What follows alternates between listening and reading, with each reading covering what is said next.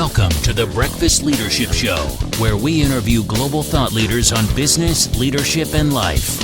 Here's your host, keynote speaker, best-selling author, and chief burnout officer of the Breakfast Leadership Network, Michael Levitt.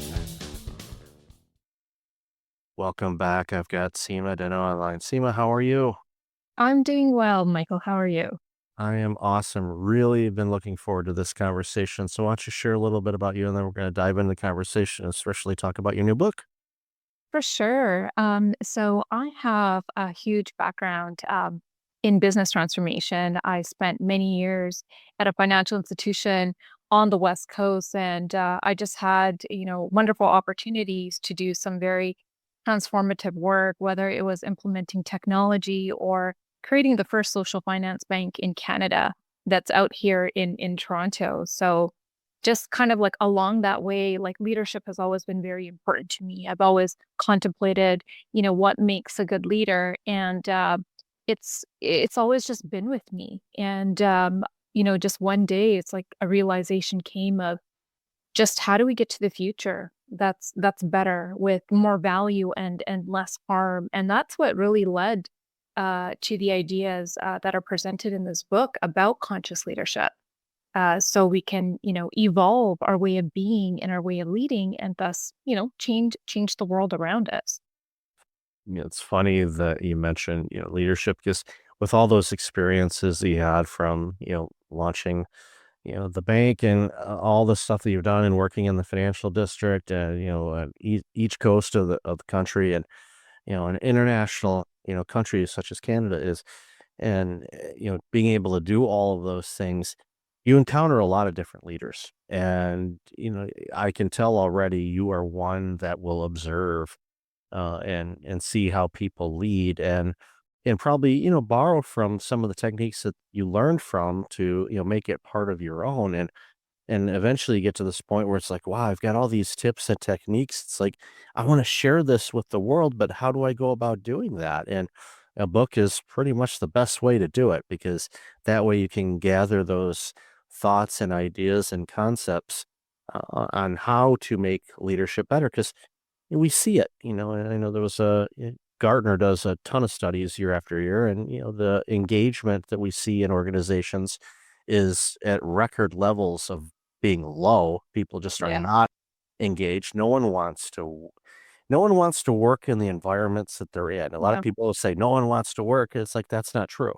People do want to work. They want to create. They want to feel valued. They want to contribute, but they don't want to do it in an environment that is toxic, where there's a complete lack of leadership or direction, or the leadership that they have is not conducive to doing anything right. And people go, "Oh, this doesn't resonate with me." So people would say, I'd rather, not diminishing any role, but I'd rather leave a six-figure role and then go work doing a minimum wage role, because I'm going to get more fulfillment out of that than I would in this six-figure plus role. And when you see that, that robs Yes. society of so many great, talented people when we have these environments that are lacking, really good leadership. So I'd love to hear your thoughts on that. Yeah, I would agree with you, and and that's kind of what I've observed over the years. And it's like the world has changed so much. People have changed. There's a lot that, we're dealing with in this like complex, complicated world. And it's almost as if leaders are so used to the quarterly targets, right? They want to hit those numbers. There's all that pressure that's there. And what ends up happening in those sort of kind of stressful scenarios is, the mind is prone to just repeat what it's done in the past. That's what it'll keep doing. People will, in times of like high stress, bounce to those old behaviors that might not be very good. And now the challenge is that, as what you state, is like workplace environments end up being like toxic, lacking engagement, and the creativity just plummets. So there's all this desire for innovation. So leaders almost assume, okay, let's throw out more tools, more innovation processes, more frameworks. People aren't following along, but that's not the problem. The problem is that leaders are not paying attention to their people and what's happening around them, and using that insight to be like, okay, how do we create an environment together where we're creating? And you said that word, and human beings have this innate need to create. And when we are in the process of creation, we're using all of the elements of our consciousness. And that's how we can do like profound discoveries, or this is where people will naturally in the job find efficiencies, innovations, because there's always those kind of creative juices that are always flowing. And so I always just find it so surprising of leaders come in heavy handed. They want the mechanics there, the tools there. They want these robust processes. And I've built all that. I've done all that. But there's such a danger and a trap because there's almost like a sense of, stability they think that's making. And it's just their people. They just got to work on those engagement scores. It's the people, but no, no, no, it's you. It's how you're leading. Yeah, we see it. People don't leave companies, they leave their managers, they leave their leaders because it's just, toxic environment. And, I led some primary care clinics, and I remember taking over one in Mm. particular that had uh, an average over it was around for at that point about 5 years. It was averaging 86% turnover. So almost 9 out of 10 people were leaving. And these are master's level and above educated clinicians. And they were leaving as if it was a fast food restaurant. And they're a teenager. They don't stay long. I get it. But they weren't because it was such a toxic cesspool. Communication was non-existent. The management was non-existent or didn't care, weren't listening, things like that. So I went in and I knew it was a problem because I knew the person that was leading it before, and they shared with me the challenges. They were interim. They were only there to kind of basically keep the ship afloat until they were able to find a role that they were looking for. So I went in knowing full well the mess. I'm like, I wasn't going to run away from it. And, I left a fairly quote unquote comfortable place where I was as safe as you can be. And I'm like, I want this challenge. And a lot of people thought I was absolutely crazy, but and I am, but that's another story for another day. But I was able to reduce that turnover after a year to 6% annually. Wow. And Wow. I didn't there was a couple of people that I, using a Jack Welch term, dehired because they just weren't the right fit there. They went on to bigger and better things and gave them a reference and even a reference call. It told them, that they're great at this and this and this and this. So they were able to parlay that into better roles for those individuals. I didn't wish them ill will. They just weren't the right fit for what we were accomplishing. And then we turned things around. We grew the clinic. We were able to recruit physicians, and the Ministry of Health gave us permission to recruit when there was a freeze on adding physicians. We were allowed to do that. I'm sure the Ministry of Health doesn't want that public, but we did. And statute of limitations, I've been gone for a while, so I can say that. It's election time too. They want to grow healthcare. But anyway, end of the day, um, you can do it. And how I did it is real simple. I listened to the people. I created an Mhm. environment for them to thrive and create. So what would you do if you were in these shoes? What would you do Yeah. differently? And humble yourself and say, okay, if I wasn't here and you were running this clinic, how would you run it? And not and just to you know, understand how they saw things because they saw things that I couldn't see, and I see things that they probably wouldn't know about. And together, we group that information together to make a healthier organization, which it paid dividends. And I was there for several years, and look back fondly on it and was able to accomplish a lot, but it was the people that did it. It wasn't me. I just created an environment for them to thrive. It was up to them to step up and thrive, and they did. And that's, as a leader, that's what you want. You want people to thrive. Yeah, that's precisely it. I think you also mentioned it earlier that there's a lot of potential that's out there with people that's just getting wasted. We're not leveraging, we're not utilizing that potential. And part of it comes down to like our assumptions, like around the turnover in your scenario of what was causing it. But it sounds like to me that you were able to bring other perspectives in because you saw things in a different way. And that is what's key about when we lead consciously, that we know that one person does not hold the entire view of reality. Like, what is reality? Each of us are experiencing our own. So there's just no way that one person can see it all. But it's like rather that is like what you did in your case of gathering different points of view, gathering different sources of data to kind of understand like what is really here? What do we believe is happening? And and getting underneath all of that to kind of like unearth sometimes these assumptions that come to be and readers will believe like, oh, employees are quitting because they're really unhappy with the lack of flexibility or whatever it is. But it's a thing of like, hey, I'm not heard, so it's like, what am I doing here if I'm not heard? And if leaders do that very simple thing of stop talking and just start listening, they're going to understand more of what's happening in the moment because they're observing the conscious experience as it's happening. And so therefore they're going to have more insight into, how to navigate those challenges going forward with teams and people. Absolutely. So let's segue to the book. You got a book coming out, and it's on this very topic. And obviously, the research that you've done over the years has Yeah. come forth, and you've put it together in a beautiful book. So, why don't you let's talk about the book a little bit. So, what I guess I always ask authors this. Why would you give up so much of your time to write a book? Because it is a time-consuming adventure, as you know. But what was the motivation behind it to, really get this book out there? Yeah, yeah. So it's like the idea for the book came to me like in 2016. It was a long time ago. And it was actually during the pandemic. I had an opportunity to leave the financial institution I was working at. And so I was just pondering my life about what should I be doing right now? Like how do I serve humanity and make the world better? And I just saw my note sitting on my desk like I need to make my book. I need to share with the world of how can we use our consciousness to create transformation of organizations, of society, or whatever form of leadership, so we can move to a better world. I think at that point there's a lot of kind of cracks that were opening in many ways, and from that time, it's just kind of continued. And so, I started on this whole journey of like creating this book, and the funny thing is that I could always feel this book. Like I could feel the words.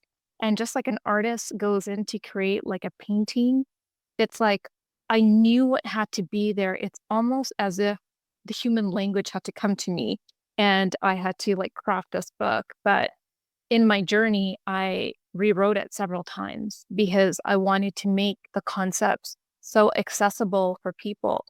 And during my journey, there was a stint where I ended up back in the corporate world and consulting here in Toronto. So I found myself back there, but then I just heard my true inner voice, and it asked me a question. It said, "What are you doing?"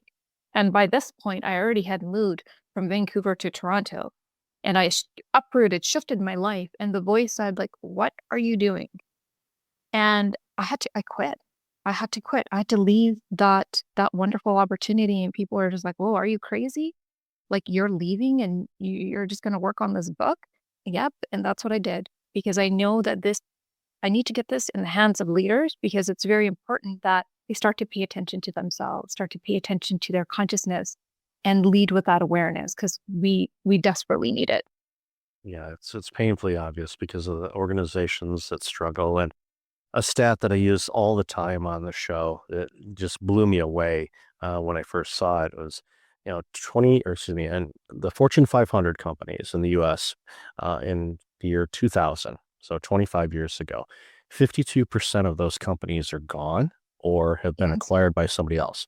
So these are the top 500 companies from a financial, publicly traded, of course, standpoint on the planet are gone. And you're like, okay, how in the world did that happen? That many companies that were the biggest in the world, all of a sudden they're gone a quarter century later. What happened? There's obviously lots of things that played out, but leadership is a common denominator. And there were leadership mistakes. And why were there mistakes? Because people weren't listening, they weren't communicating, they were we're gonna ignore that. Blockbuster doesn't have to worry about Netflix, okay? And taxi companies don't have to worry about Uber or Lyft. Everybody thinks, "Oh, I don't have to worry about them." Yeah, yes, you do. If you don't, you know, listen and be agile and pivot and make the necessary adjustments to grow in bravery is a big part of it. And I commend you for your bravery to say, you know what, I'm listening to the voice inside me telling me that I need to do this because the world needs this. And I'm being called to put this book out there and share it with people and leaders because we desperately need better leaders across the board because our companies, everybody, if society will either thrive or starve based on what companies are doing. And we're seeing it. We see it time and time again. Every year, it's the time of this recording, we're just a couple months away from the past holiday season. And you walk in the shopping malls and you see a handful of stores that were once there are no longer there. It's an annual thing with retail. That's one area, but it's definitely a bellwether notification of, okay, what's going on with the economy when you start seeing more and more stores closing up or, companies up and leaving Canada, for example. There's all kinds of dynamics with that as well. But having it said is if those organizations were being led right, they wouldn't have to make that choice because they would have been able to see the conditions that come up. It rare, short of a pandemic, it is rare for, and you know this because of your financial background, the writing's on the wall, but you get a warning of it. Usually there's a pretty good lead time where you're going to recognize, okay, we're down 2 quarters in a row. Okay, things are, how are we, projecting in Q4? So there's some runway there for people to make some decisions and adjust accordingly, but they need to listen to their people. They need to understand what's going on in the marketplace and all that. And again, short of a pandemic-like event, there's usually some hints or clues along the way to give you ample time to make the adjustments. And we see time and time again, not just retail, but every industry where people ignore those signs. They don't listen to their people. They don't listen to their customers. They're like, this is how we do things. Okay. Well, you're going to do that until you're one of those 52% that are no longer here. And all of a sudden, you see how disruptive that is to the families that work there, the communities that they're in. It has a gigantic ripple effect that reaches well beyond the 500 people that were laid off. I mean, that has a horrible effect, and a lot of that could have been prevented if the leadership were actually conscious of what was going on. Exactly, exactly. And it's almost as if they develop a fixed view, right, of what they think is happening. And they get so attached to those ideas. And it's what they truly believe. It's what they believe, or it's part of their like they can sense it, they can see something over here, but they're like, I'm not gonna pay attention to that. I'm just gonna, keep doing this over here. And that is where they kind of fall into the pitfalls of their own mind because they start believing a reality that is not real. Like as you said, they're not paying attention to what's happening in the outer world, what is happening in the external environment. Rather, they believe they're safe in the walls of their organization and whatever view that they think is happening, and they can control it all. Well, no, you can't. You cannot control it all.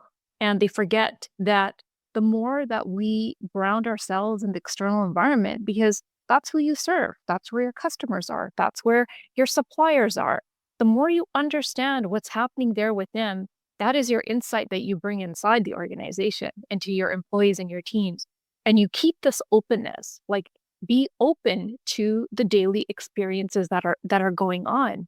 And yeah, and I think it's a really old business mindset of getting so fixed in certainty. We've got our business model, let's just rinse and repeat over and over and over again. They're not being adaptable.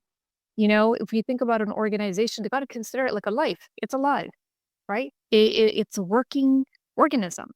And so they got to treat it that way, that it's never going to be the same. And I wrote a sentence in my book that not even a rock stays the same in this world. Nothing is permanent. So that's why we have to nurture what we want to keep. Yeah, it's so important. I love the rock analogy because, yeah, it just things take, the wind, elements, all that stuff changes the dynamics of it. And even us as humans, I am different than I was 25 years ago. I know I am. I had hair back then. I know. I saw pictures. So I'm like, oh, people are like, you had hair. Yes, I had hair. It's like, I know that's hard to believe, but yes, I did.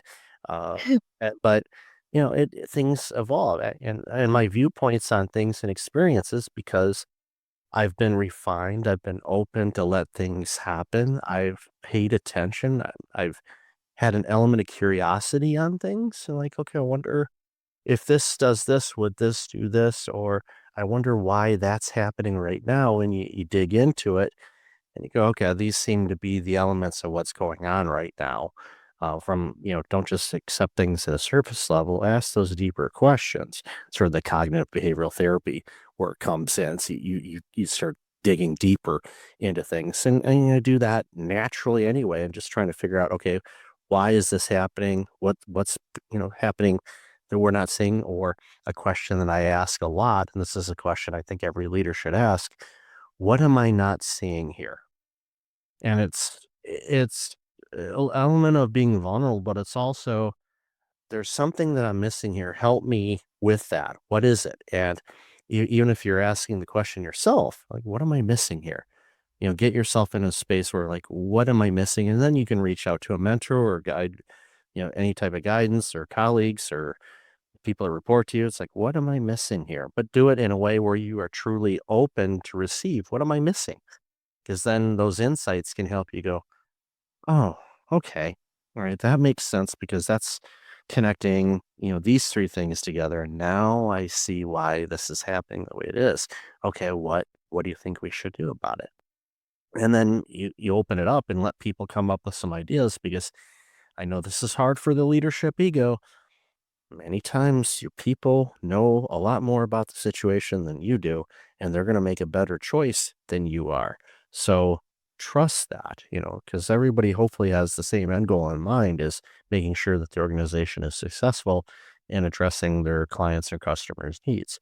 You do that, you're going to be okay. Yeah, that's precisely it. And you said the word ego, and I think that's what, gets leaders, it traps them. And people just have to let go of the notion of like having all the answers. And there is such a beauty, and I think there's great fun in this like path of discovery, as you said, this sort of curiosity of like, what's going on here? And when a leader is demonstrating that behavior, in front of their colleagues and their teams, others are going to do the same. You're going to get the same sort of behavior mirroring in your teams, right? As well. And that is when kind of the ideas of like true innovation come out. And the other profound thing that happens is just a significant amount of learning, because there's such great insights that come up. And so people are learning together, right? And that is how you also kind of increase, your team performance and cohesion, because that learning is taking place. But it all begins if that leader is willing, to ask the questions and to be okay with like, I've got really smart people on my team. They are the expert in that. And like I did some work in the past where I implemented this whole framework for making process efficiencies. And it wasn't about the leaders. It wasn't about the directors or the managers being the decision makers. It was those that are doing the work, those that are serving the customers, those that are working with the suppliers, those that are in it every day know it completely. So it's like, how can a leader go and say that they know more than that person? Well, no. We'll flip it around. People that are closest to the work with the knowledge and insights bring that in. And that is where, you start to kind of unleash great potential in organizations when you have that sort of powerful behavior demonstrated by leaders. And when you have that, you have a really healthy and thriving organization that innovates, and we need more of those here for sure. So, Seema, I've loved this conversation. Where can people find out more about you, the book, and everything else you're doing? Yes. So details about my book can be found at my website at seemadanoa.com. Also, people can find me on LinkedIn, just with the same handle as Seema Dhanoa, and on Instagram as well. And yeah, I'm really looking forward to releasing this book on March 28th. And one of the things that I want to do is create a dialogue. I want to create a dialogue together, so we're all talking about this, and we're all kind of learning and kind of evolving together. I think that's really what I feel like we need to do as leaders, is open our hands and extend them out to other leaders. Absolutely. We're not alone in all this, and collectively we can make some gigantic impact for businesses and our world. So definitely I'll have all that information in the show notes. So Seema, congratulations again on the book, and thanks again for being on the show. Thank you so much, Michael. Thanks for listening to the Breakfast Leadership Show, part of the Breakfast Leadership Network. Visit breakfastleadership.com for tips on empowering your business and your life.